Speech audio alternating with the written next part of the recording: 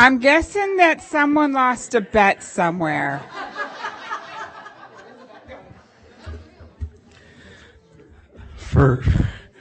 For absolute transparency, no, there was no wager lost. This was a birthday present from one of my valued counterparts, and I wore it today as a joke in our cabinet meeting, and then I was challenged to wear it this evening, which we have now turned into a fundraiser. All of the proceeds that cabinet donated will go to help fund Stuff the Bus this weekend to buy school supplies. We have a total of $130 at this time, I believe. So, Pittsburgh's touchdown. That would be Mr. Anthony McGinn, who is not present this evening. But I did tell him I will not have the lights on during the pledge. I will tone that down for respect.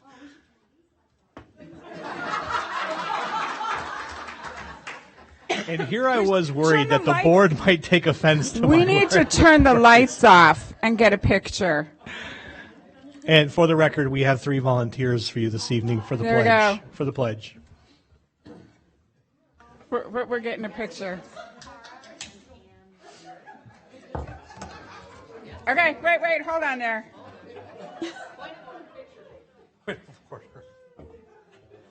You know, these are the important things. This is what builds teamwork and camaraderie. I'm just glad nobody here has epilepsy. Susie's on a roll. I'm sorry. I said that in cabinet thing. That's the best. All right. Okay, I had to do a video so we could see the lights going. Ms. Corvo has one she can share. Okay. I'd like to reconvene the Board of Education for Community Unit School District 300 on this Tuesday, July 11th, 2017. I understand we have someone who is volunteering. We have 3 individuals volunteering this evening. Are you voluntarily volunteering, or is it forced volunteering? Oh, I like that. All right. Up to the middle. Wait. Who is introducing you? I like the volunteering. Please join us for the pledge.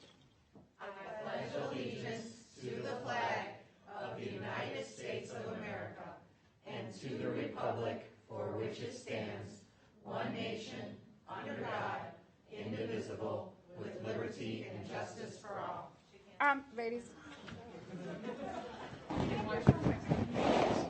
Thank you so much for coming. Thanks so much for coming tonight. Thank you so much for coming tonight.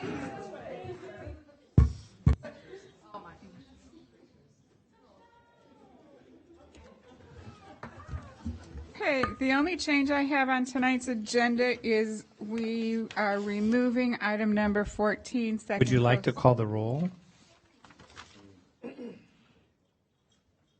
Oh, sure. Okay. Mr. Stevens, please call the roll. Stevens, present. Scarpino. Present.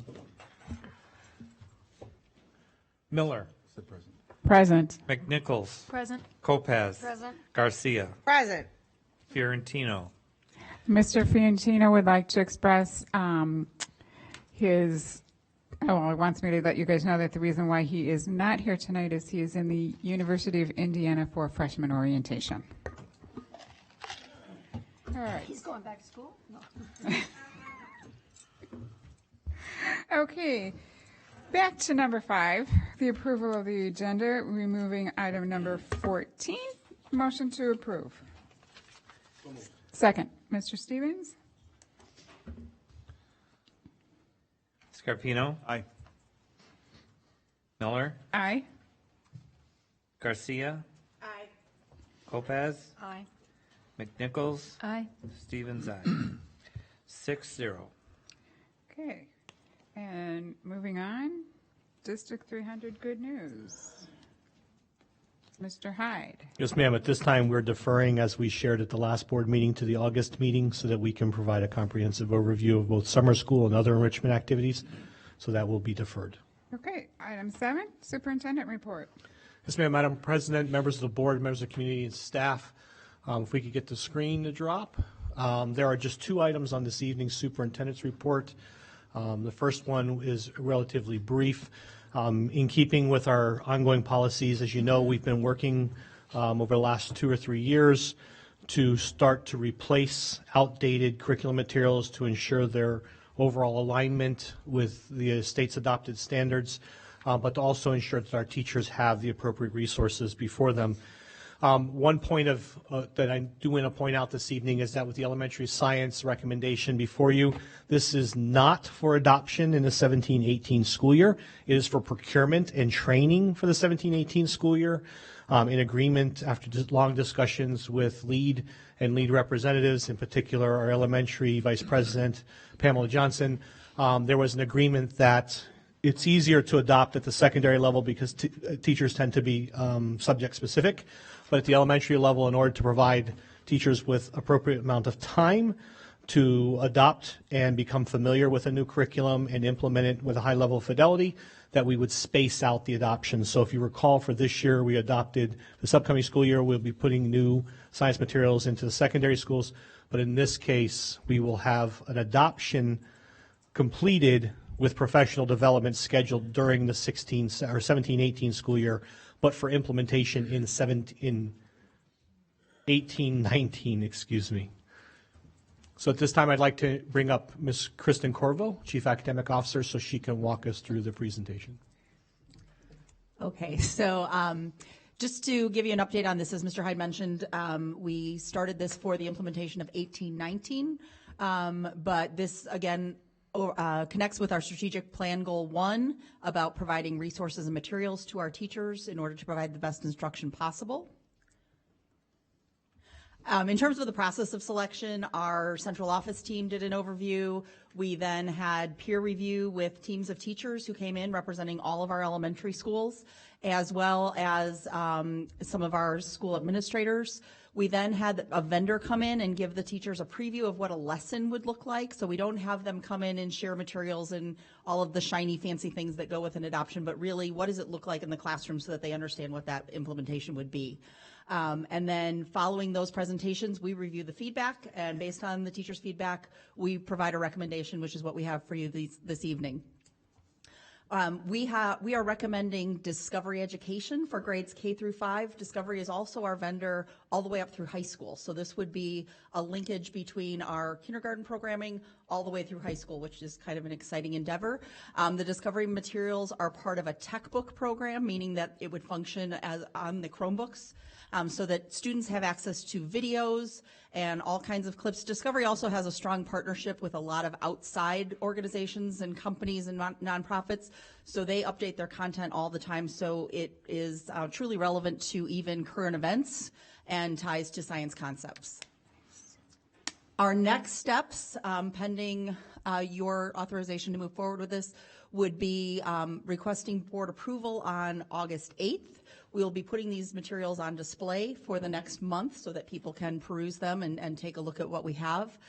We would be looking to purchase this fall and then begin training for teachers during the winter months. Mrs. Tara Christoph, who is our new Director of Science, would be working with teams to develop frameworks and to make sure that everything was in place for the 18-19 school year kickoff so that we could get going right away. And that is all. Any questions or comments from board members? Mrs. Kopacz. So much better than the old science kits. Remember those? That never got refilled. I love the up-to-date stuff. Any other comments, questions? Mr. Hyde, anything else on that one? No, ma'am. Okay. We look to seeing you back in August. Second item before the board this evening in the superintendent's report, I'll invite Casey DeFaw, Cara Vicente, and Susan Harkin to the podium. They will provide, as we do each quarter, an overview of our strategic plan, and here's the update for the community. I have the clicker up here.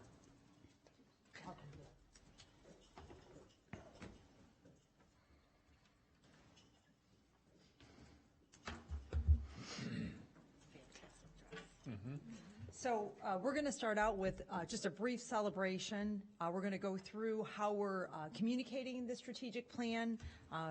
Mr. McGinn is not here tonight. He's actually at a conference attending and going to get better, even better than how he is for us from a community relations. And then we're going to go through what is carried over from the last strategic plan and what our plans are for this year for how we will move forward with sharing the progress on our strategic plan. If you recall, we started 2 years ago under the direction of Mr. Hyde of updating our strategic plan, and we have actively been reviewing and working on that almost daily. As was indicated in earlier tonight's presentation on the science materials, we try to connect all of our work to the strategic plan. So we're here tonight to present and celebrate the fact that to date, we've completed 448 total action items. As part of your board package tonight, we have a listing of those items that have been completed and also what action items we will be sharing with you and asking for formal approval in September for this year's strategic plan. So I'm going to turn it over to Casey, who's going to walk through how we've been communicating the strategic plan. Good evening, Board of Education, Superintendent Hyde. My name is Casey DeFall. I'm the Multimedia Communications Manager for the Communications Department. This evening, I'm in place of Anthony McGinn, who's in San Antonio at the INSPIR conference. He is watching live from his hotel room somewhere in the Southwest. So if you do have any questions regarding this, you may email him and he will quickly respond, no doubt with plenty of length in his response. So with that said, on October 9th, 2014, Superintendent Hyde held a meeting with his executive cabinet at the Elgin Community College campus. During this meeting, the current version of the District 300 plan was born. While addressing his cabinet members, Superintendent Hyde made one thing very clear. This version of the District 300 strategic plan would not be a document placed on a bookshelf gathering dust. Instead, this would be a living, breathing, dynamic document that would be adaptable to the developing needs of our community. That is something that our communications department has really taken to heart. Shortly after the October meeting at ECC, District 300 held a series of strategic plan town hall meetings, inviting community members to review the first draft of the plan and provide their feedback. These meetings were incredibly helpful to flesh out our plan. From there, the communications department worked on messaging the strategic plan out to stakeholders. These communication pieces included the strategic plan published document, the quarterly updates presented to the board that are uploaded to the strategic plan website following each presentation, and irregular video updates from from Cara, Susan, and Anthony. When communications department launched our strategic plan website, we had one major goal in mind: to find a way to take a document as complex, lengthy, and dynamic as the strategic plan and develop a clear communication to our updates and an easy-to-interpret format for all of our stakeholders. We set out to create an engaging and intuitive landing page where our stakeholders could access our site instantly, understand how to locate the information, and for each individual goal area.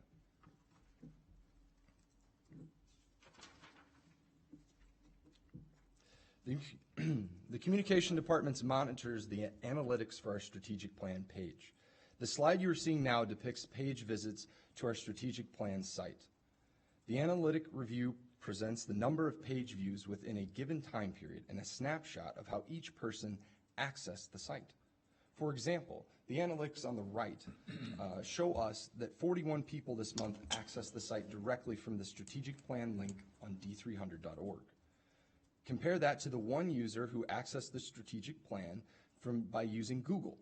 This information is helpful because it allows us to understand if the path for a stakeholder is accessible through the information they are seeking and is clearly defined or not.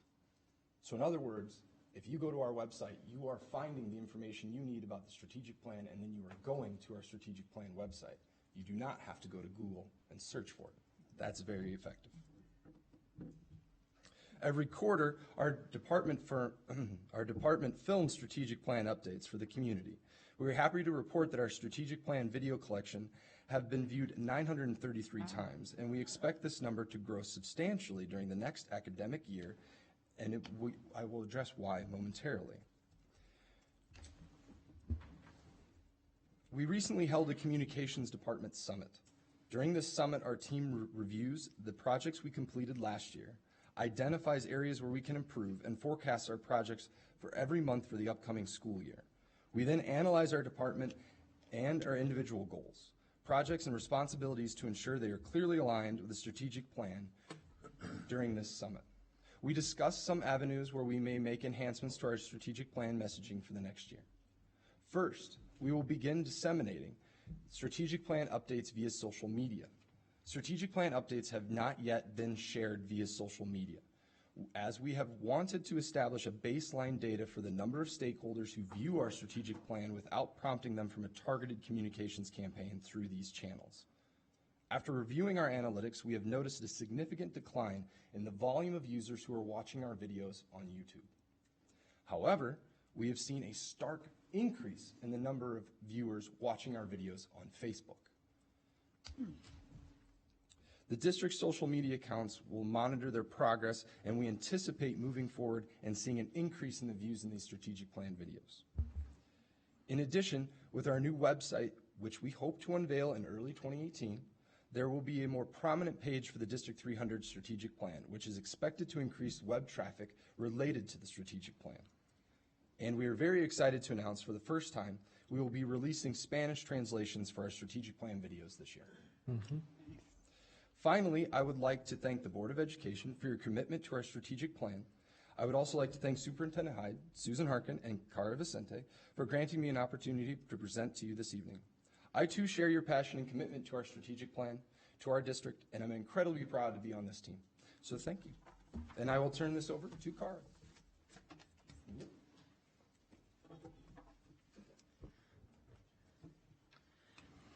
Oops, a little bit too far. Okay, so Casey does make the process, just FYI, of being filmed for our video updates painless. We're very, very lucky to have him because for those of us who aren't naturally up there on video, he does a great job. So thanks, Casey.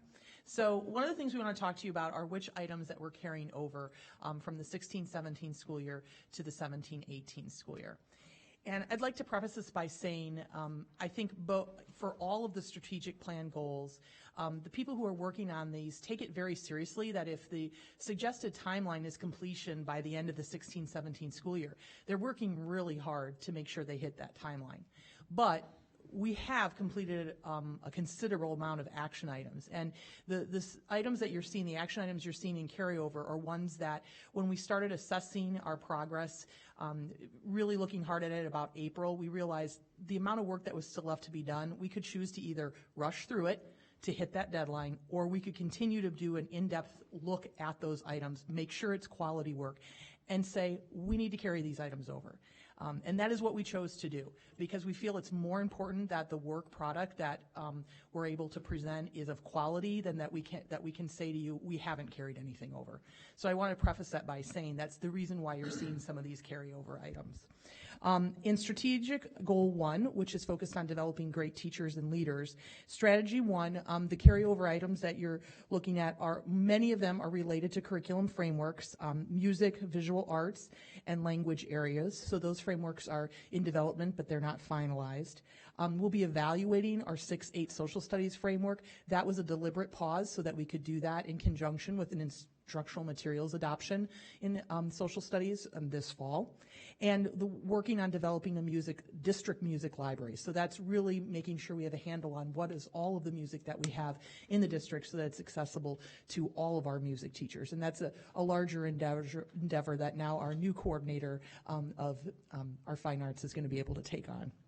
In strategy 2, a large focus is on our hiring practices, and those action items we're carrying over. Continuing to look at ways we can assist in recruiting for those hard-to-fill positions, developing a multi-year plan to forecast those anticipated vacancies, and then we're continuing to look at how we can streamline our hiring processes and provide pools of strong candidates to our building principals for a variety of roles. In strategy 3, one of the tasks that we were looking at is really start continuing to support all of our employees in what are the technologies, skills, and competencies they need. With the one-to-one rollout, it becomes very important. This is something that we started this spring and we're going to carry over. And then continuing in the professional development, a large part in our area for at-risk students with the addition of our ALOP program. This was the first year, so now we're trying to refine some pieces. And then for some of our teacher leader and administrative leadership roles, making sure those interventionists and coaches that you've supported to go out and work with our kids, that we're providing the appropriate support for them to make that instructional difference. So I'm going to turn it over to, not Anthony, but Casey, I think.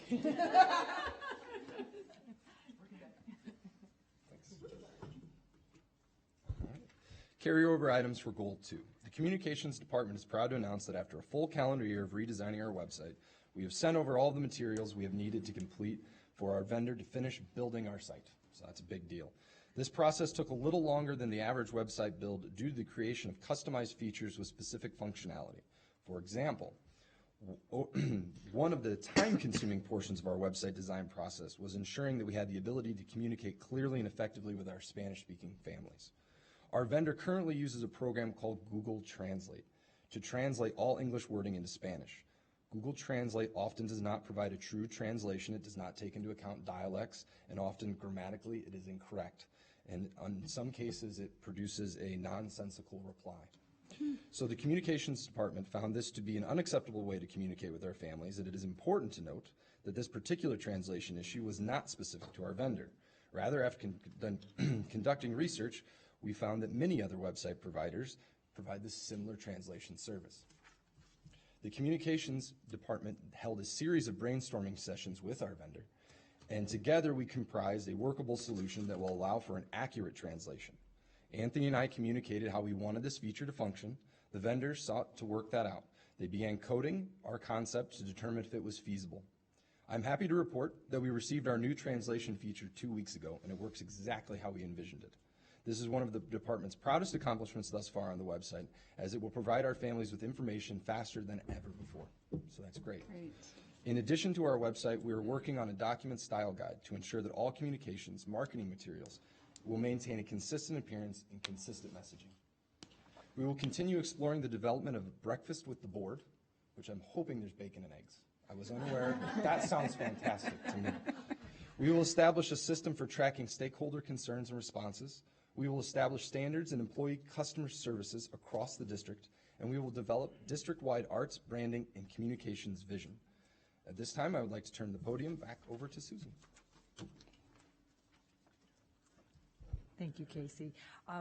As you saw, and as Cara indicated, the things that are in front of you, again, are real thoughtful reasons why we didn't rush it. Obviously, if the website wasn't where we wanted it to be, it was really critical to make sure we got that right. So I think that's the perfect example.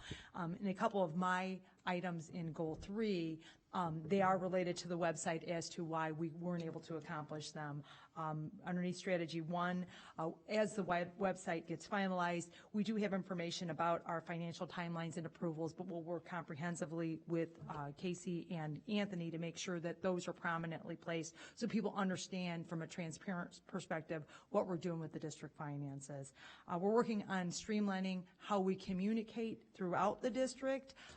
We've tried various versions of that piece of all of it, and we're going to work with Casey's team to make sure that we can do that effectively and efficiently. I believe that that's a struggle for many companies, organizations, and we want to figure out the best way to communicate and provide information with 27 different buildings.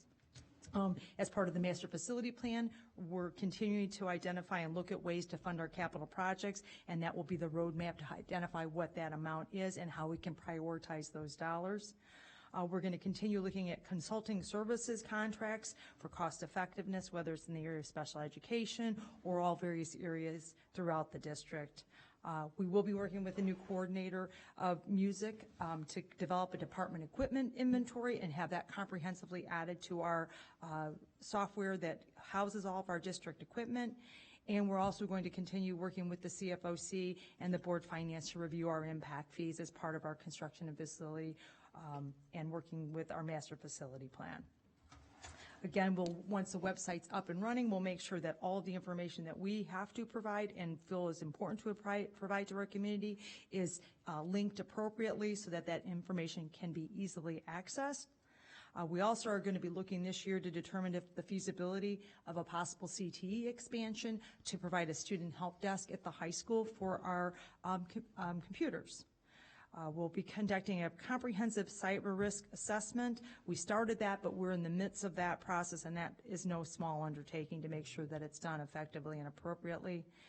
We're continuing to look at the upgrade to Microsoft operating systems to make sure that if that's a direction we move, that that's appropriate and can be supported, and the proper professional development can be provided to our constituents and everybody throughout the district. And last thing is we're continuing to look at technology to provide services and improve our academic standards for our at-risk students, and believe that that's a good area for us. But again, all of these, we weren't as far along as we felt to really say that they were completed appropriately and feel they need to be carried over for a year. And I will turn it over to Carl. Goal 4, which is focused on the whole child, we have a number of items that are related actually to the social emotional needs of students, starting out with developing data monitoring and reporting systems for social emotional needs. In the DREAM presentation that you saw a couple weeks ago, we talked a lot about how do we track this information, how do we know? So that's an area that we're focused on. I'm developing an ELA district-wide RTI program. We've had an RTI program, but with the implementation of new instructional materials this past year at the K-8 level, and now implementing 9-12 materials this fall, we really need to align that program to those new instructional materials, and that's why you see that being carried over. Developing consistent practices for placement in foreign language courses. A piece of this is how do we have students have the opportunity to enter into foreign language at the middle school level, but also Kurt Rolling, our Director of World Languages, is looking at the path that the opportunities and paths not only for those students who are not native speakers, but those who are native speakers, and how can we ensure that they're getting access to the right level of instruction based on what they're bringing to the table. And then evaluating the fidelity of implementation effectiveness of the K-12 literacy and math instruction and interventions. Again, at the K-8 level in math, we've done a lot of that, but 9-12 just started with new instructional materials this past school year. We've had new instructional materials at the K-8 level in literacy, and we'll have new ones at 9-12, so you'll see that carried over. We're going to continue to develop tracking tools to monitor restorative practices and their implementation, along with developing a PBIS program that has an intervention manual. And really to look that we can establish and ensure consistent implementation of student behavior management and interventions. To that end, next week, all of the administrators in the district are going to be receiving an administrator academy that's focused on behavior interventions and student discipline, monitoring those pieces and how to do strong investigations. So we're going to continue that not only with the establishing processes and monitoring them, but also providing professional development.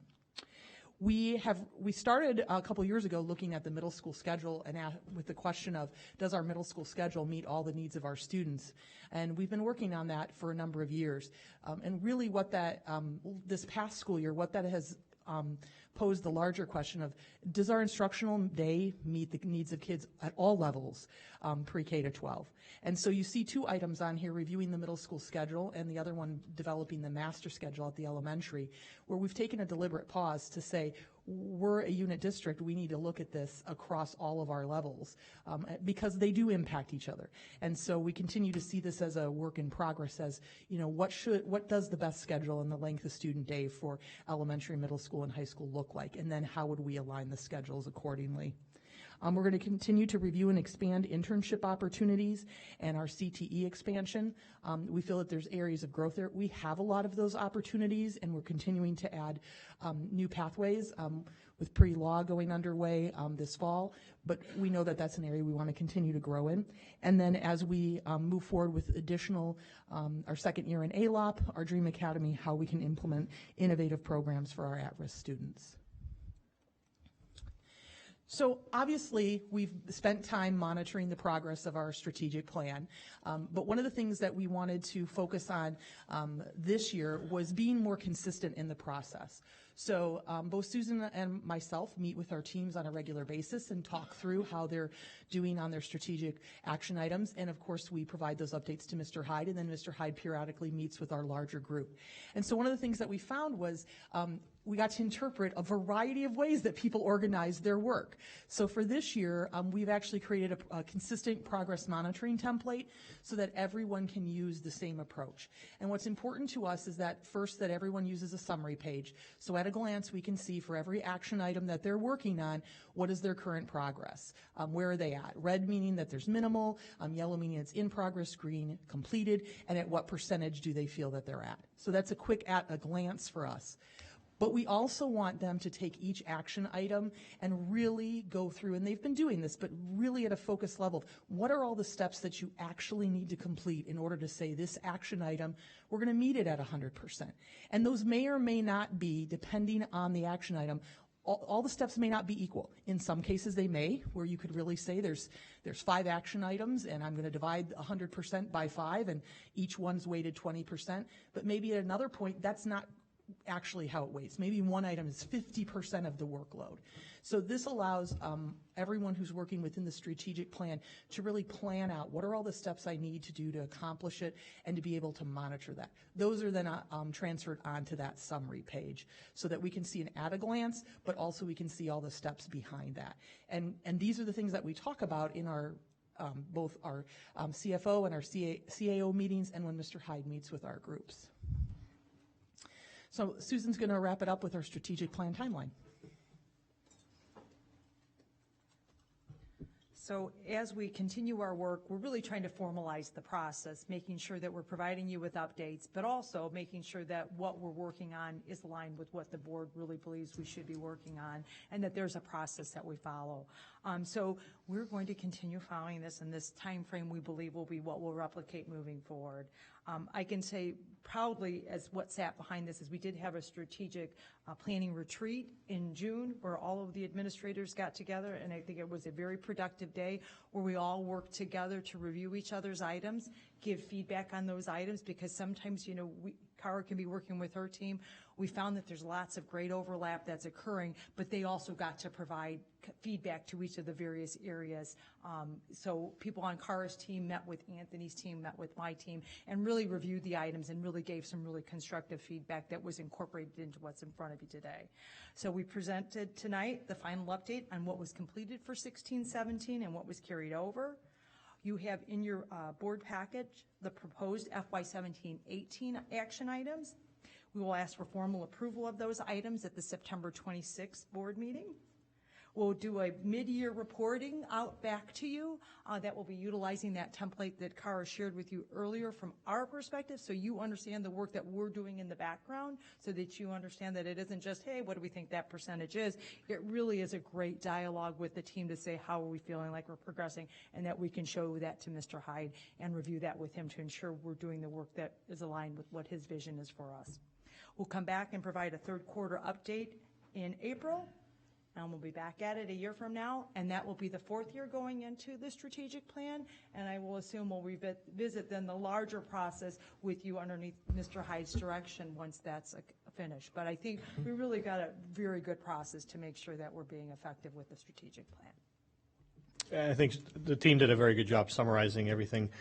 Just some further reminders for the board, as we talked about when we initially made the transition from the data that we had collected with ECRA and others to a more formal strategic plan that was outcome-based and delineated by timelines and people responsible, and also provides a template for us to align funding and other resources that are needed, because sometimes funds alone aren't the only issue as much as it's a human capital issue or other type of resource. We committed to a 4-year proposal, and so each year we continue to update the strategic plan to provide you and our stakeholders with absolute transparency. The strategic plan is not just our roadmap, but it does, for all stakeholders in our community, every single individual, executive leadership team and cabinet level, their job duties and responsibilities are very fully and clearly delineated within the strat plan. And that was done intentionally, as you recall, to help address some of the questions that may happen in the community, which is, well, what does the chief academic officer actually do other than sit in an office all day? Well, I can assure you that's not what they do. But their duties and responsibilities are captured here. So again, just a reminder, because this is a matter of public record, as ridiculous as I look in a Charlie Brown sweater with lights, please understand that this really is our true attempt to fulfill our obligation to our stakeholders about transparency. What do our people work on? How do they spend their time? But it also provides a roadmap for staff to help accomplish things. There is no blame, and that was the interesting part. And going to a standardized reporting template had more to do with getting people comfortable with still having an item in the red or in the yellow than it did sometimes about the accuracy of the percentages. We had to get comfortable knowing that some things are going to stay red for a year, maybe 2 years. Here's a great example. The overall implementation and deployment of one-to-one devices in our district. That has taken us 2 years, if not 3 years, to complete, if you include the first year where we invested in high-density wireless overlays in our buildings. So that item arguably won't be completed for 3 years, but it's captured in the strat plan every year. And Jason and Ann Pasco and others have done an amazing, incredible job deploying it, Diane and everyone in procurement. But the reality of it is there are times when you want to get an overarching goal or an overarching activity, there are time sequential steps that have to be completed beforehand.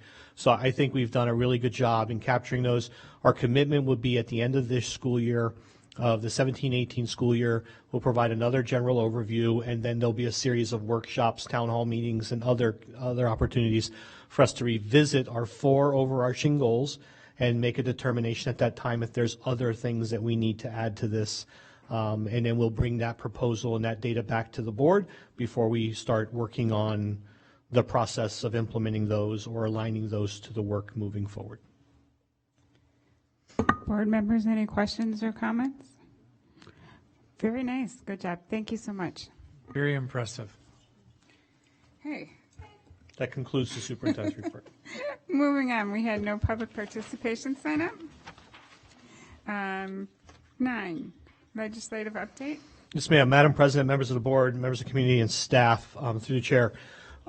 As a reminder for the board, we will provide you with an overall financial overview. While the state has taken action through their veto action to override the governor's veto, there's funding and resource allocation there.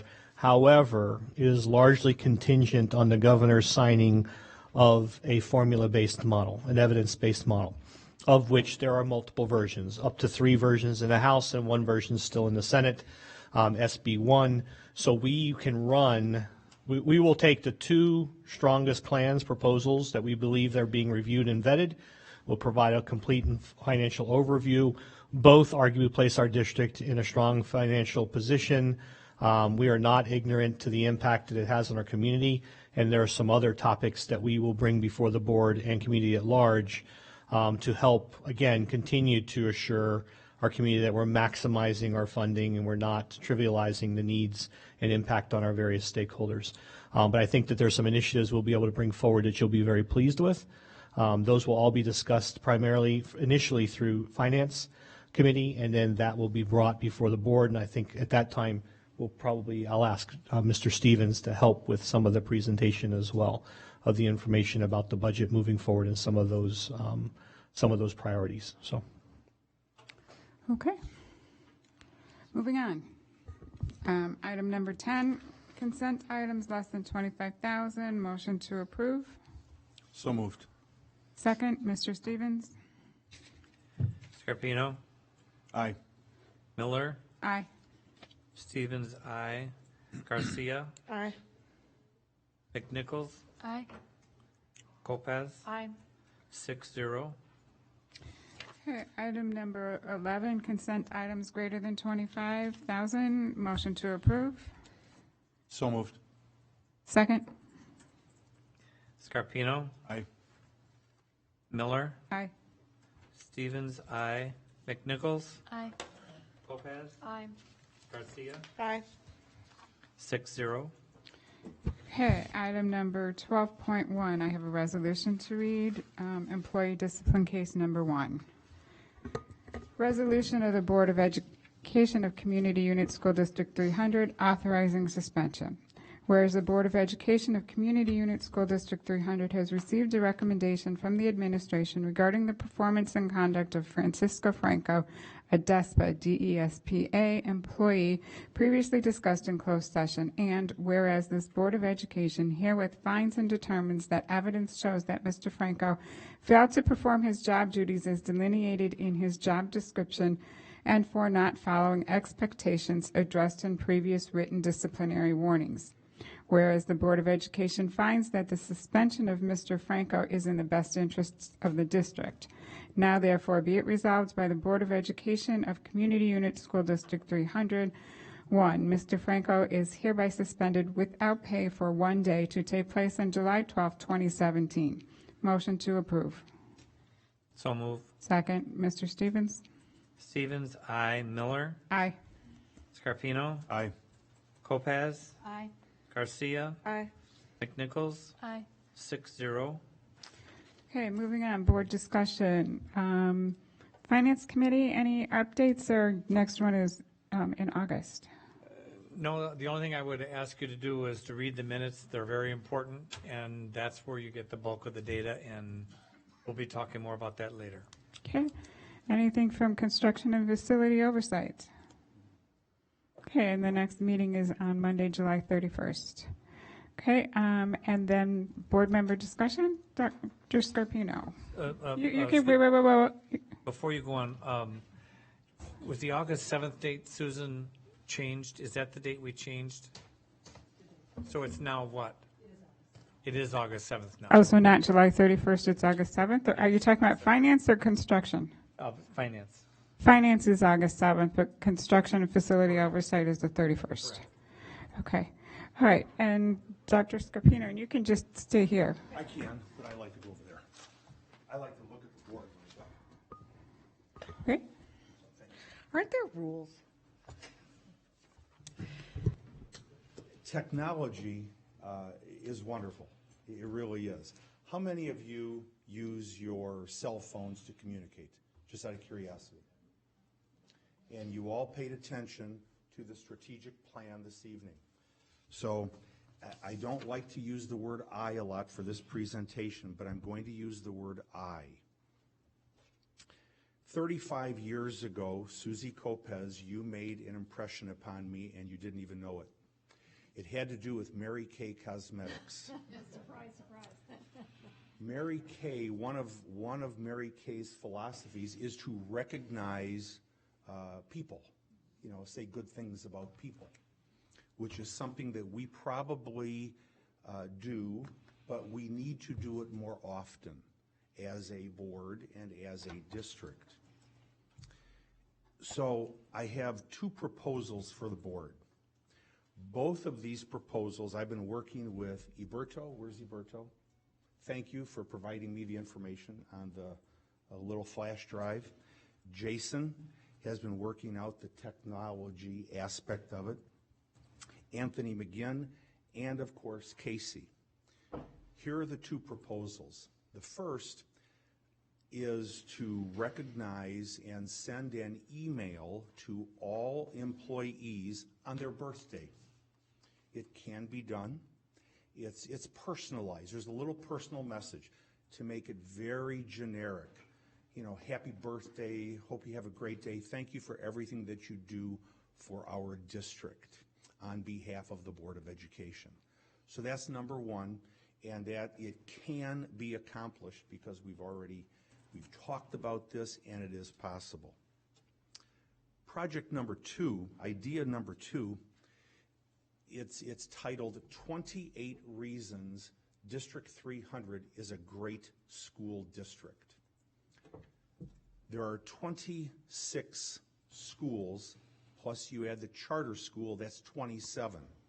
And what I'm proposing, because I'm retired and I have time on my hands, I would like to go on behalf of the board and recognize the Board of Education, is to go to each school, meet up with the principal for about an hour or his or her designee, walk the school, take pictures with my cell phone of whatever the principal and or designee deems appropriate, and then give it to Anthony or Casey and have them put it on Facebook, which is what we actually do now when you go to your district Facebook page, you see all kinds of pictures.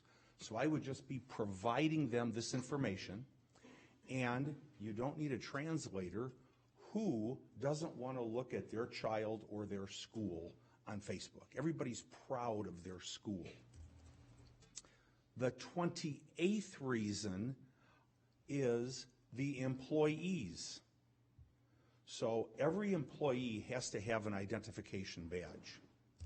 So where the board would come in is there could be a video of board members saying positive things about the district and its employees, and then in the background there would be employee pictures, because we have 3,000 employees, Mr. Hyde, or give or take 3,000 employees. So this would be going on as board members would be talking to the camera, and then this could go on Facebook. So we're recognizing individuals, all the employees, positive recognition, and we're recognizing the schools for what they're doing, the employees for what they're doing. So this, from my perspective, is a win-win. It truly is, and it's possible to get it done. I would love to start this the 1st of next month for the birthdays, and then once the school year starts, there'll be a schedule.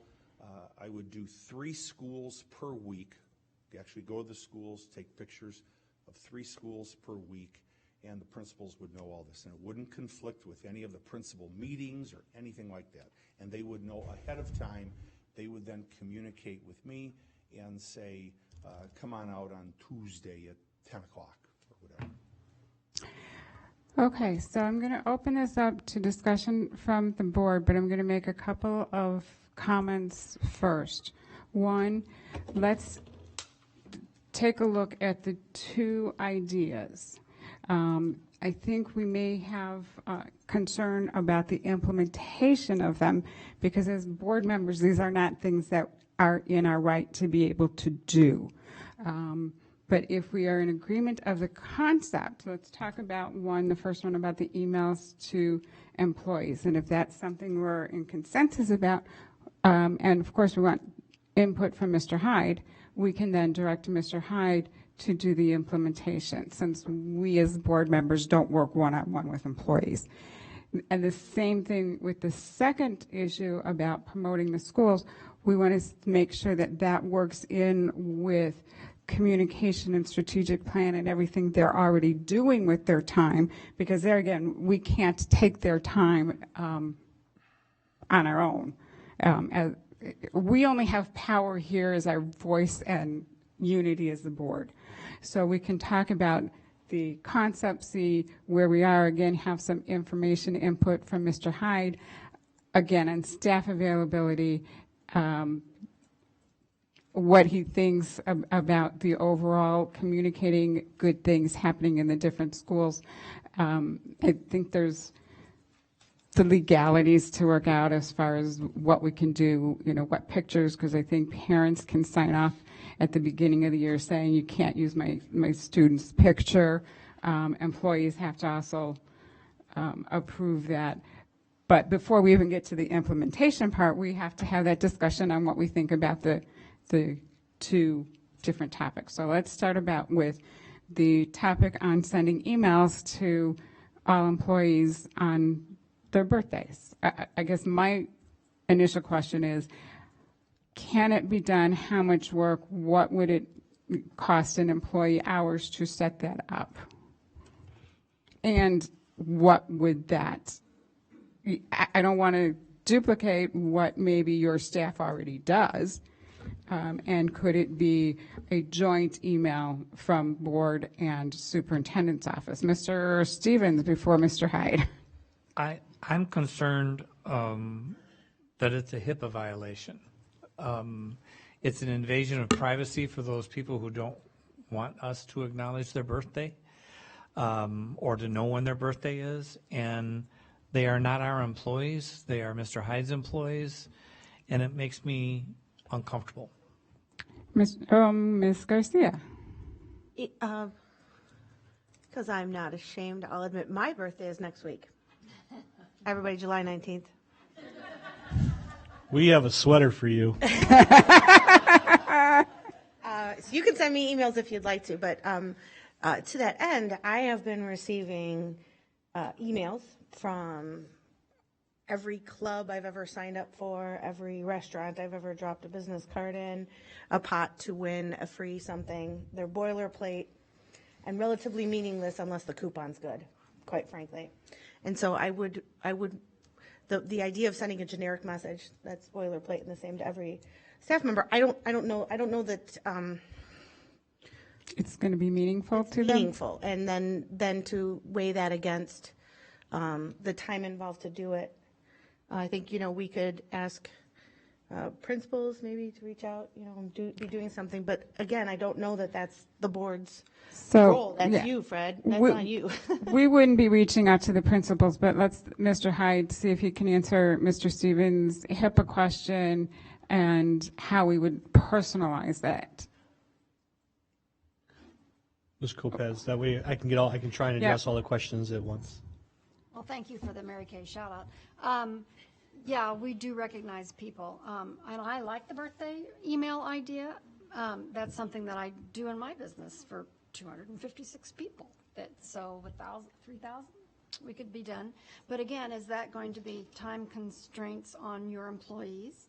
And also, I don't know how people would feel if I were teaching District 300 and an email popped up and it was a cute little e-card and it said, happy birthday from the school district and the school board, I would be excited about it. I think that's pretty neat because we're always giving parties for the kids in the classroom. It'd be kind of nice, for the teachers to have some recognition.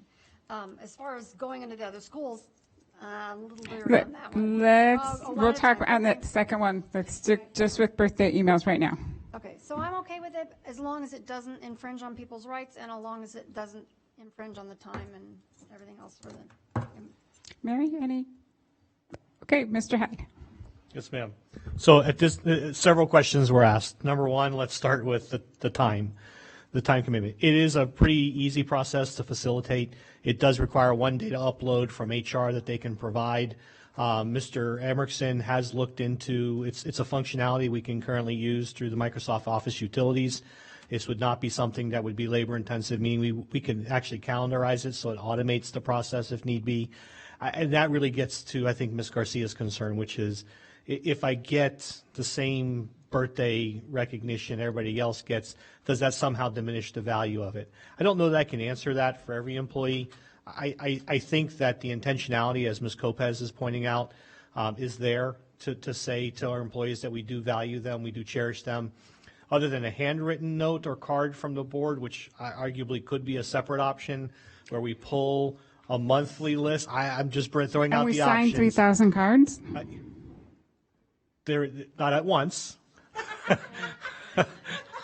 But we could do them on a monthly basis and send them out that way. But I'm throwing out the option because I think at the heart of the matter is how do we continue to reinforce and support our staff to make them feel valued? We did bring back years of service pins. We created the blue ribbon recognition, educator spotlight, which is going to be expanded to employee spotlight even further. I just see it as one more evolution of that. I think it's really a matter of the board's comfort. I do not see it at this time being a labor-intensive process. I'll defer to Mr. Emerson, and I know Mr. McGinn's not here. I mean, just from, if you're going to provide a verbal answer, I would ask you to step to the podium. But at this time, do you anticipate this being a labor-intensive process for you and the team? No, we met with Dr. Scarpino last week and talked through the process. It would not be labor intensive on our side. It would be more labor intensive on his side, to be honest. But let's talk about on the birthday card, Dr. Scarpino is not going to be involved in that. So the labor intensive part is going to be consumed by the district. So we need to know what that labor intensive part would be. That's unfortunately, Mr. McGinn's not here to speak to that. I do know in conversation with him, it's a card template similar to what we would get on e-cards or Blue Mountain cards. Those types of things, we could vary the template. It could be neutral, it could be gender specific. There's a lot of different ways to approach it. I think we would probably go with a neutral D300 card on behalf of the board. I think what I hear Dr. Scarpino saying is he'd be willing to help guide that process and assure its completion.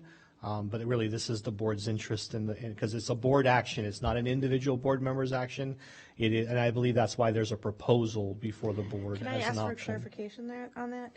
Would this card be coming from the board or from the district? from the board. From the board. Okay, but again, individual board members don't have that authority to work with staff to be able to do that. That would have to come from you, and you have to be ma'am. comfortable then that your staff would be able to have time and the ability to do what we would be giving you. The board would be giving directions if we have a consensus to the concept, and then you would have to have your staff do it. So The best way that I could probably address that concern is to say at this time I don't have a large concern about the amount of time. I just don't, based on what's been shared with me. However, to satisfy that concern further, I'd be willing to track it each month for the first 2 months and then bring that data back to the board to say, this is how much time is actually being spent on this, so that you have that comfort knowing that it's not that labor intensive. yeah, as long as we know it's not that labor intensive, because if we start it, I don't want to stop it. Correct. Right. How about HIPAA? I'll address that one next. Let's make sure we satisfied that first concern about the amount of time. Again, from my perspective, after having interviewed and spoken with staff, I think the most laborious part of the process was making sure that we had a device that could have Windows, because board members are issued iPads, and we can, has to come from either a desktop or a laptop that will support Word or Office utilities, and I think we've already addressed that. HIPAA, there is no HIPAA concern. This has been discussed again with Ms. O'Keefe. We're not sharing the birth year. Under no circumstances would we. We would simply share the birth day and birth month. So every employee in December, myself, Fred Hyde, 7/5. We would not provide the year, so that you could provide an email and we could create a listserv that way. So at that point, it's not a HIPAA concern at this time. The last question I heard was really, and it really is the one that resonates the most, which is it meaningful? And that's one. It's going to be very meaningful to some, and others may not see it that way, but others will just simply be impressed by the fact that maybe the board took the initiative to do it. I think that that's a question that the board needs to answer, and not, I'm offering my perspective. But anytime we can celebrate staff in any way, it's important, I think, that we do so. So those that take it as not meaningful, there's not going to be any harm, but there might be a positive to those that do appreciate it. And we could, like we do, I think Ms. Garcia also pointed this out as well, we could put an opt-out in there somehow, where they notify us that they don't wish to receive any further communication of that type. That's something we can easily do as well. I'm just leery of inviting a disgruntled employee to be like, great, thanks for an email. How about, why didn't you approve? What about, you know what I'm saying? I know we can't control it, but we can minimize, I suppose. It's another thought. But I think that we also have counter to that is all those that would appreciate it. And plus, going through the system, it's going to help substantiate the culture that we've established. I get to say something, right? Because I'm a board member. Yes. I'm over here. Exactly. I guess when you look at school districts, when you look at employers, I understand there's going to be probably 3% of the people who don't want to get anything at all. I got that. But this is just something that acknowledges, in addition to their birthday, thank you for a good job. It really gets me. I just think it's a good idea. It's a way to acknowledge people's efforts and what they do, and again say happy birthday. But whatever, if you guys don't want to do it, that's fine. It's up to you. Okay, so I'm hearing more of a consensus of moving forward with this one. Is anyone not in favor of moving forward, giving Mr. Hyde the direction to implement this? Mr. Stevens, you're looking like you're in a quandary. Mr. Stevens had a question as to whether or not what Lead's position was on this. Based on my recent correspondence with Mr. Williamson, Lead President, I think that Mr. Williamson's open to the idea of the birthday recognition. I don't think that he would be opposed to any opportunity we have to recognize on our staff.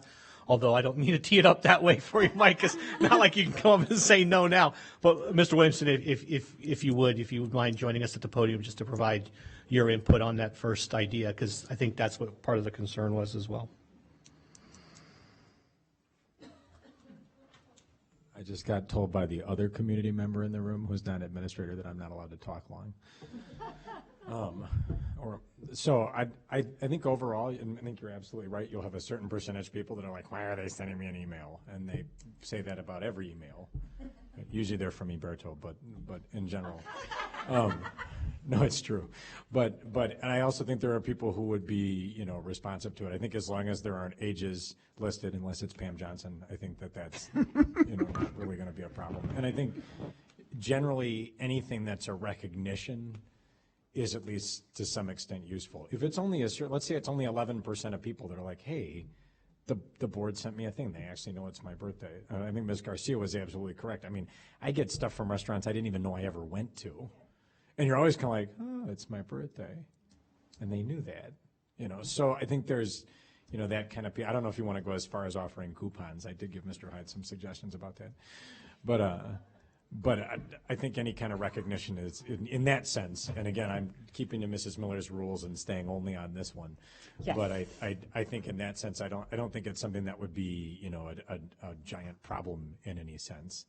Especially since it stays internal, especially since as long as if it comes off of it doesn't have any personal information other than, hey, happy birthday. I mean, that information's available all over the place anyway. So, and then as long as Ms. O'Keefe doesn't have to black it out every time everybody gets, FOIA. Hang on, I got to get rid of all the birthday emails just a second. And as long as it doesn't, as long as your team of email people have vetted it and said this doesn't cause any problems for members, I think other than the certain percentage of people that'll be frustrated with it, I don't think it's, and again, that percentage will be frustrated with whatever. Mm-hmm. So. Okay, thank you. Yep. Ms. Garcia. I just wanted to point out, and I want to put on the record, for the new board members who aren't aware of all of the recognition that Fred and his team do. We get good news. We get there are emails that are sent out for every so-and-so's day that are highly personalized, for those specific groups. When it was administrative professionals, even board appreciate, nurses day. I mean, there's always emails going out. There is, I think District 300 is recognizing their employees. So I don't know that it's an under. I mean, I support it. I just don't know that it's something that we're not doing enough of. This is just another way to do what we're already doing. Yeah. Okay, How would you feel if it were Mr. Hyde who sent these out rather than from the board? You're asking my opinion. Yeah. I believe as a former employee here that coming from the Board of Education, that means something. It really does. Even though we are not the employer. That is not the way that people view the Board of Education. Now, you asked me my opinion, Mr. Stevens. That's what I wanted. And I firmly believe, that's why I'm standing over here. I firmly believe that yes, we do recognition. Yes, we do. I'm a new board member, but I've been in the district. I've worked here. I see what Mr. Hyde has been doing. But coming from the Board of Education, it's happy birthday. It's thanks for doing a good job. I think that carries something. Yes, you're going to get those individuals who could give two hoots about it, but I just believe that it's important. We're trying to, you want to continue to massage and create a great atmosphere for employees. I think this is just something that would help. Okay, so is anyone opposed? All right, so then the direction, Mr. Hyde, would be to implement this process with you and your team, bring back information periodically to the board. I would also recommend bringing back to the board for, or just emailing it out to us so that we can see what the proposed e-card or what it says. Certainly. Before the first going out. And then also if you could just give us a timeline, if this would be able to start at the first week of when school starts, or. I think we would gear up for the August rollout to allow us at least the remainder of this month. Yeah, again, it's not very labor intensive because it's a mail merge and it's a list that can be uploaded. I'm oversimplifying, as I always do when it comes to technology and data, but I'll provide an update to the board. I think we could definitely start. One last comment. How will an employee who is under a letter of remedy or a disciplinary write-up feel when all of a sudden they get a happy birthday from the board? We appreciate you. I would say, being a former teacher, if I got it from the board, that would make me feel good. Okay. Does that give them any recourse back? Because they're getting. It's not a. I think I see the question. Go ahead, Ms. Kopaz. Finish your thought. Well, it's because their letter of remediation isn't from the school board. Oh, it is. We just issue it based on supervisory. Right. If I may, I think the clarification is an acknowledgement of an anniversary or birthday is not. It's neither a condemnation of performance nor is it a support of someone's performance. It's not linked to performance in any way. I heard him say, "Thanks for doing a good job." Yeah. Is that part of the deal, or is it a happy birthday? I see the point. Good point. I think we can tailor the If it's a message happy to be birthday, specific. Okay, but I think you could get yourself in trouble if it's more than that. I think we can tailor the message to be neutral in that regard. The lead president is acknowledging by his facial expressions. He's having fun with this, I can tell. Okay. And the one other comment that I would have as you're working with your team is to see what their time commitments are. We just went through a lot of things on the strategic plan. I don't want to pull away their commitments on that while we move forward with this. But otherwise, I think the full consensus, I'm assuming you have consensus with this, Absolutely. that it's now a new project for you, Mr. Hyde. Thank you. Okay. Moving on to topic number 2. Let's, again, not focus on the implementation part of it, but let's talk about the actual project. The recognizing individual schools, including the charter school and the district, the concept of taking pictures or videos at the school. I'm going to actually just go right to Mr. Hyde on this one. Yes, ma'am. A couple of quick things. Media releases are important. I think, again, our district is heading into an interesting year. We will be celebrating an anniversary in the upcoming year. And so there was already some focus on how do we celebrate the accomplishments and achievements in each of our schools. I think Dr. Scarpino's initial proposal before the board goes a little bit deeper than that. The only feedback that I would provide is that it is a board initiative. Each board member is assigned to a respective feeder pattern, and I would suggest and support that the board consider that be the approach to make a better connection. You each are adopted by schools within your feeder pattern or outside of it, depending on new administrators or new opportunities. I think that's an opportunity to extend this as well. I think Dr. Scarpino's proposal is based on his availability and time. I don't think it's based on any other interest outside of that.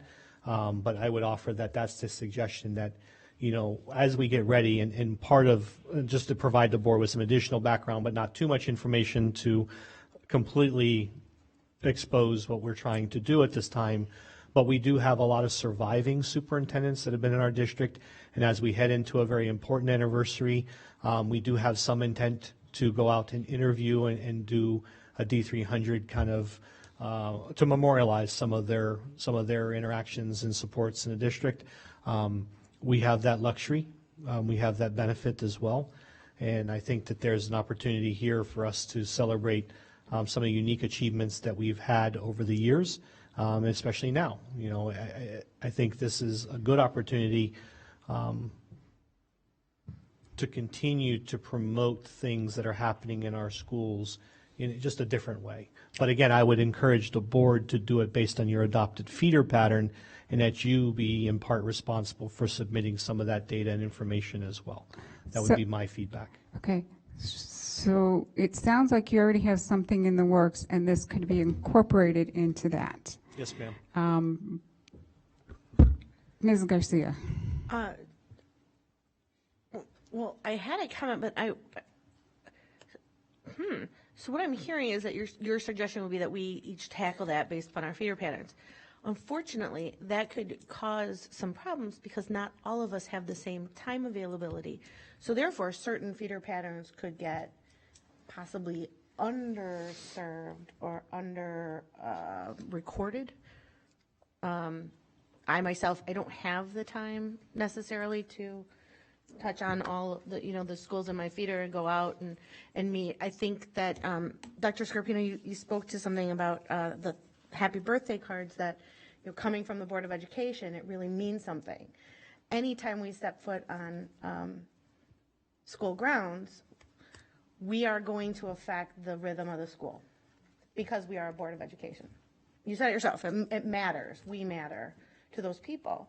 And so disrupting a school day, disrupting the rhythm of a school could resonate at the younger ages. Those kids, they get hopped up and then might not come down for half a day.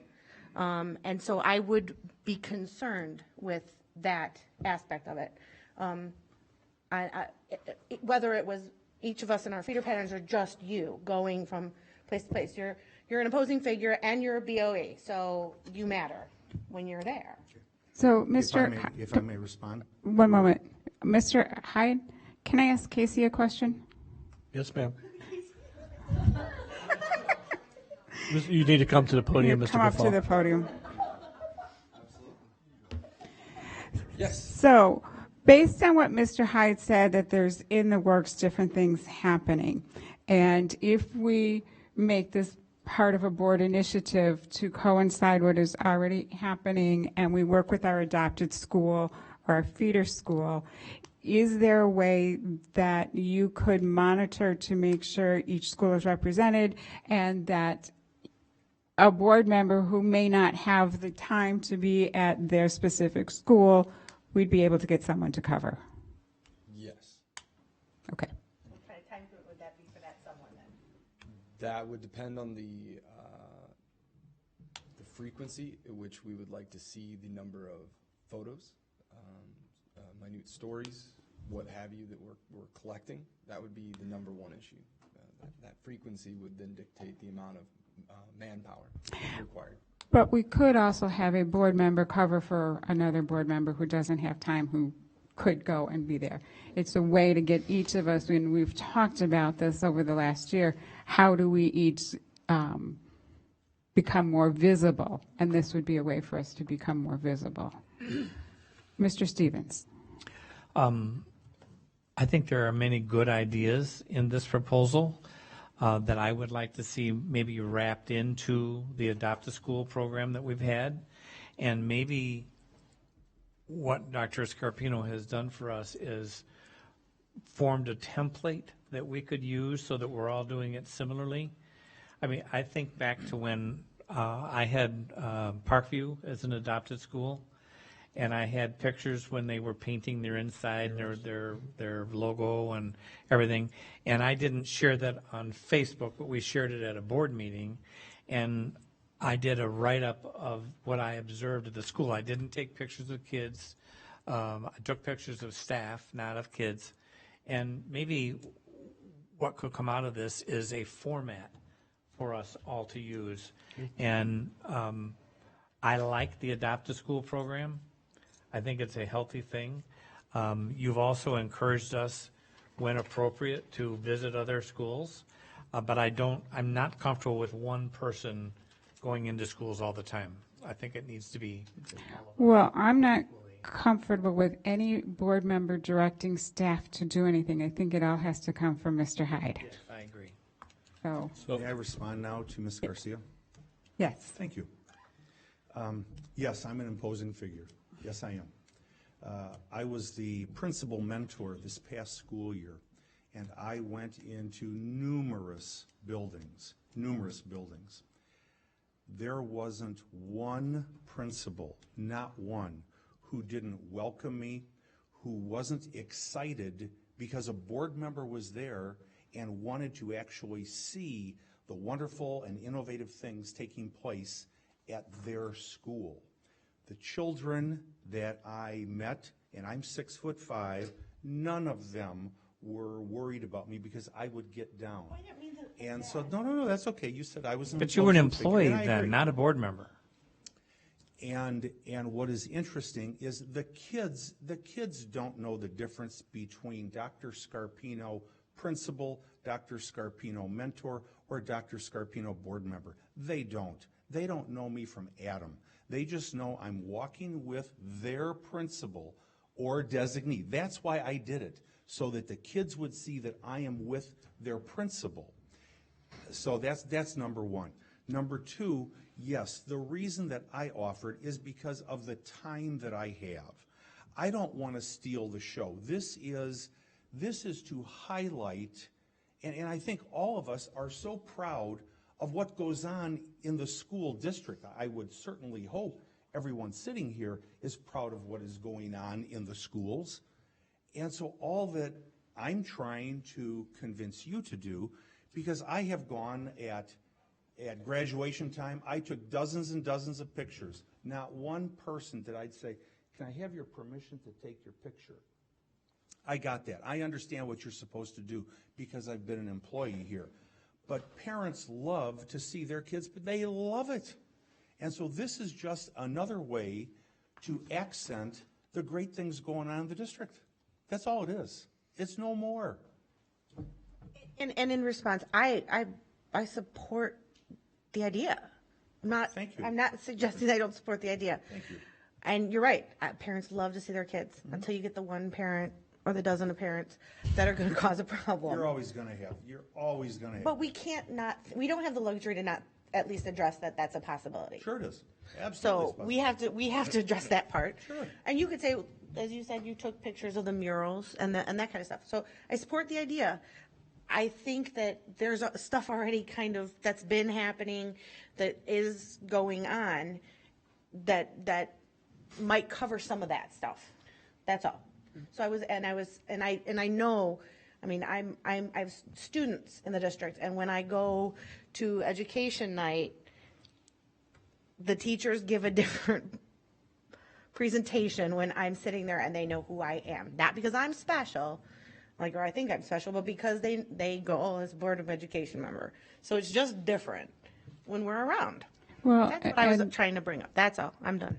Plus, as I mentioned, we don't have the ability to supervise staff. We don't have the ability to discipline staff. We don't have the ability to take their time. We don't. There's a lot that has to come from the superintendent's office. So what I'm hearing is this sounds like a good idea. Can we incorporate it into what you're already doing, and then incorporate individual board members where you can in our feeder schools? So if I may, what I'd like to do based on some of the feedback and comments I've heard this evening, I heard about the formalization of a template and a process, and I think that's where some of the discomfort's coming from. Ms. Miller, you shared previously that this would be an extension. If a board member couldn't be present at something, that we could have somebody else substitute. I think by and large we do a lot of that now. I attend a lot of events. I post constantly. as does Anthony and his team, so we can always provide some coverage. I think that to your direction that I think I'm hearing you say is look at it more comprehensively, and I think what we would probably try and do is less of short blurbs. I think we incorporate some of that as we currently do, but more of telling each school's story. What's their history? What are they doing? What are the great things happening there? And that's really where Casey's comment comes in, which how much are we going to want to capture there? What I'd like is an opportunity to sit down with staff now following this meeting and come up with some proposals and then bring those back to the board. I can send those to the board for your review, and then we can continue to move the dialogue forward. So that we can incorporate it into other activities, but also continue to honor the idea that's before us, which is how do we provide an opportunity to tell each school's individual story and the successful things and great things that are happening there on behalf of staff, on behalf of administrators, and for kids. Are you okay with that? Yes, and I have a question. What happens when a building principal contacts a board member and says, would you like to come over and see whatever? And then the board member goes over there, and the board member, because I've been invited to all kinds of schools. I think we all have. So, do you take all kinds of pictures, though? Because that's my plan, and I tell them that, and then I put them on Facebook, and the parents love it. That's all it is. Well, I think the first thing that I do is check with Mr. Hyde so that he knows, and I understand board that. president, so we can coordinate. It is somewhat timely and relevant at this time because you are starting to get invitations from principals for back-to-school events and kickoffs. Yes. I think we're starting to blur into a topic about our social media policy, which I think is something we've already slated for a workshop or is already in the handbook. So I Yes. think that that's a different conversation. If there's an invitation, if a building administrator sends a global invitation to board members or their respective board members, absolutely, we always, as you know, I encourage you to participate and do those things. Because part of this is honoring you as board members and your commitment of service as well. But it does start to, we have to be careful sometimes with posting pictures, not because just merely of objection. We do find ourselves at times in the middle of a family dispute due to separation, due to other things. And so I think we just need to do a little bit of due diligence, but that's easy to do. So I think another issue that we're touching on is the OMA, which is why we ask that board members let Mr. Hyde and me know, so we get an invitation to go to a school party that's happening. And we only know one person's going. Okay, we're fine. But if we find out that there are 3 or 4 or more people, it's just a simple reminder so we can let people know, you guys are fine going, but you cannot talk about school district business when you're there. And so there's many times that, I know, for example, I see Mr. Stevens at an event and I don't even talk to him because, yeah, okay, there might be other reasons for that. But I think the first time I met, I think it was Mrs. Burley, was over at a jazz, not the first time I met her, but first time since she was on the board. And there were 3 of us there, and the inclination is to sit together, and then the perception is we're talking about board business. So knowing who's going where is just another avenue for administration to not keep track of us, but to avoid those OMA issues as well.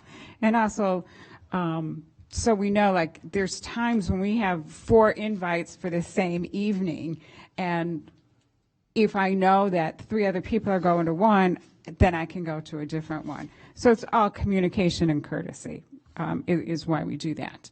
But Mr. Hyde, we did ask Mr. Williamson on the last topic, would it be appropriate for us to have him chime in on this one? yes, ma'am. If he has anything to say.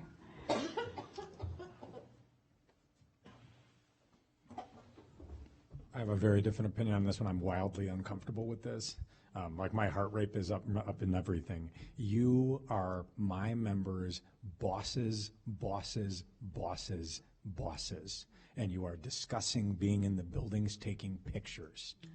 You are discussing being invited by their direct bosses to take pictures in their classrooms. And I cannot tell you how vehemently both myself and the executive board through concert and text message right now oppose the idea of this going on.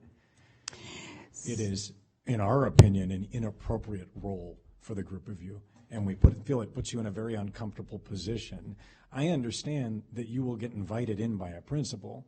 And Dr. Scarpino, I have to direct, some comments to some of the things you said. I'm sure that none of the principals expressed uncomfortability to you about being in their buildings. A great many of my members did. And I have brought those things forward to Mr. Hyde. And I'm sorry that that's coming out in this place, but I think it's important that you hear that material and that material is public record. My people in general are uncomfortable with this sort of thing. So they're uncomfortable with Mr. Hyde taking pictures, and we've gotten there over time.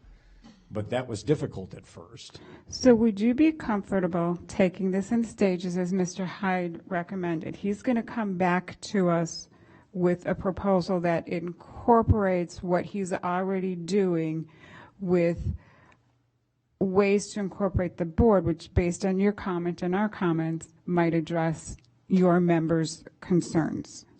I think what I would say with that is twofold. First, I think, obviously with the district birthday or whatever it is we're calling it, anniversary, whatever, with that, I think that incorporating all manner of celebrating the buildings and what we do in the buildings makes a certain amount of sense, however we go about that. I think as a secondary piece, I know years ago, Ms. McNicholas and I actually did an initiative when she was a student to bring board members into the buildings. I know Susie was one of the members that did that, and I think that was something that we found to be wildly successful. And one of the general pieces of that was to not have the principal usher the board member about, because it allowed the board member to experience things without being an emissary of the building administration. So I think, to go back to things that both Mr. Stevens and Mr. Hyde have said, I think your adopt a building program, or however the buildings adopt you guys, however that works, I think that makes a ton of sense. I hear Ms. Garcia's comments about we want to make sure that every place is represented.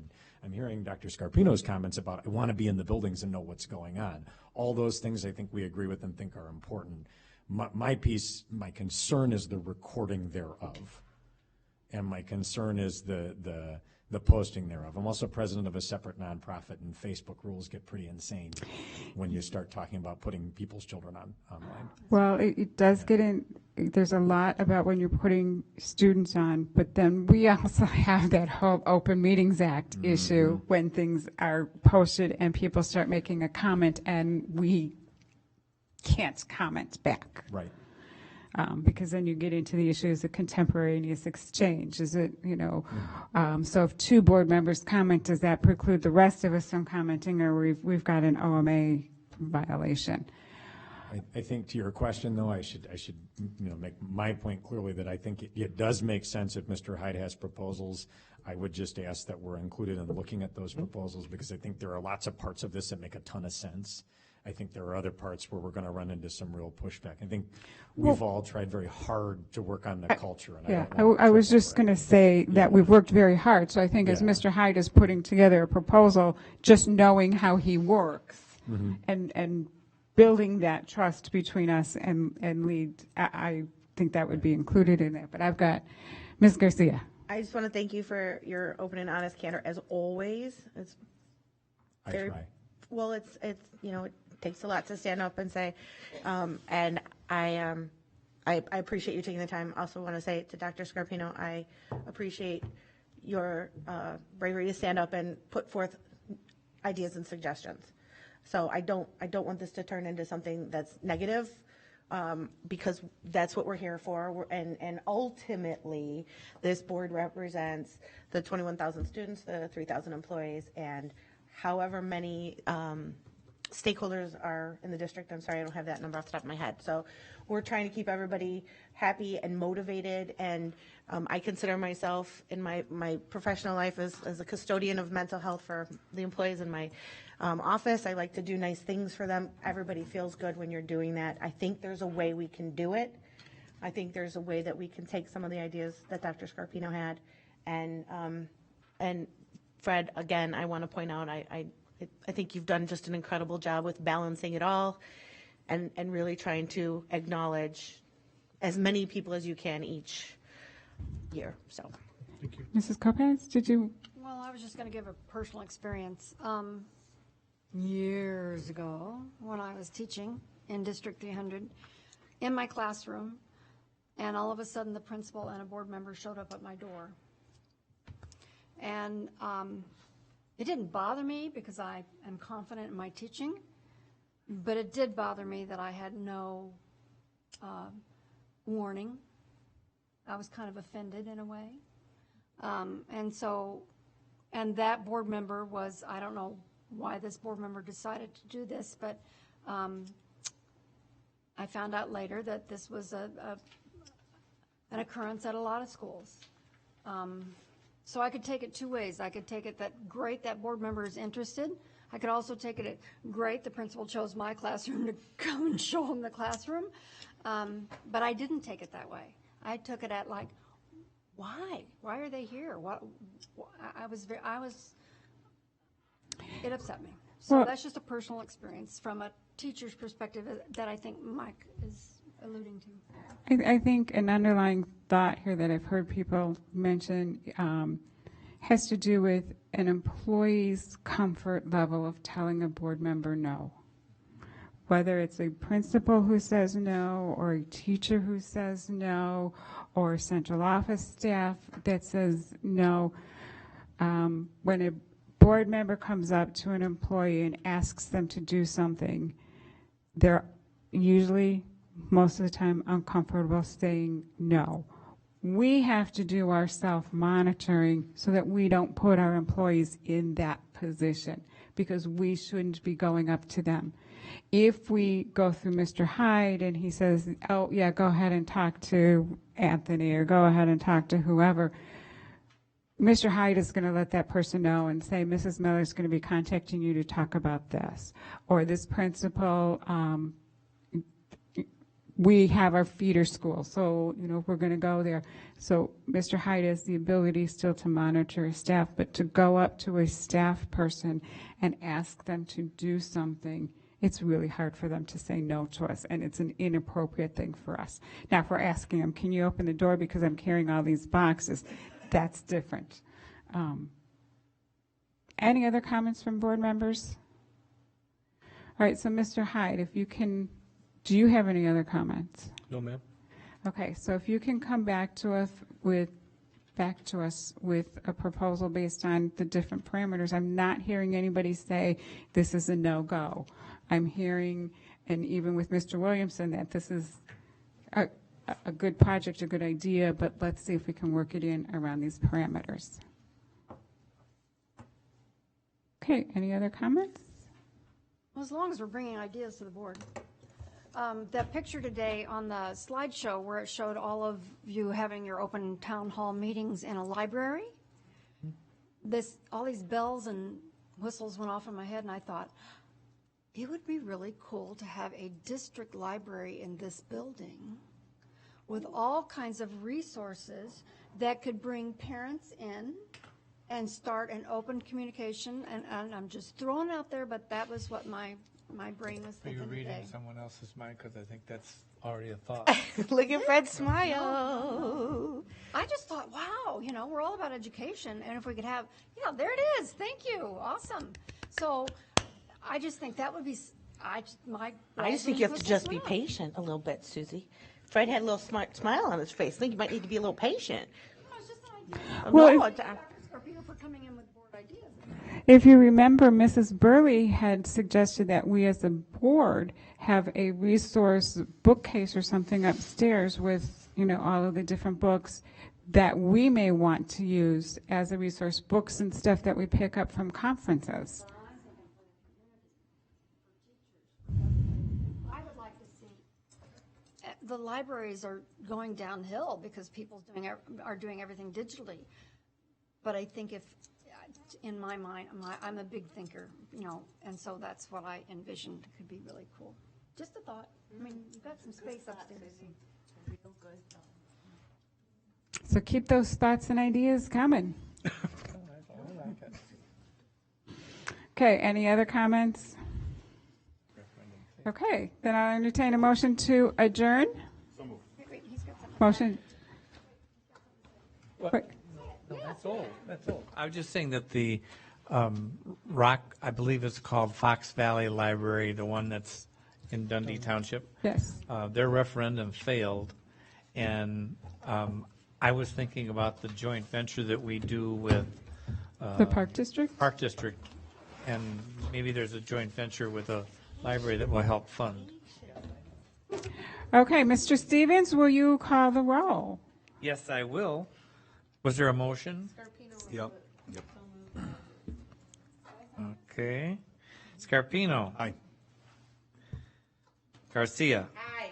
Lopez. Aye. McNichols. Aye. Miller. Aye. And Stevens, aye. 6-0, you are adjourned.